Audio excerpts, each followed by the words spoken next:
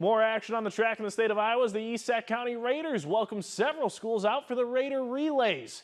10 Siouxland schools in action on the track in Sac City. We'll begin with the girls' 800-meter sprint medley relay, and after the first 400, it's the Newell-Fonda Mustangs leading the way. On the final 400, it's Kinsey Hinders of the Mustangs battling Addison Bandow of IKM Manning. Bandow would cross the line first. IKM Manning wins that event by a half a second. Boys 800 sprint medley now against the Mustangs and Newell-Fonda leading after the first 400, but Ridgeview would soar into first as Jack Todd takes the anchor in for the win.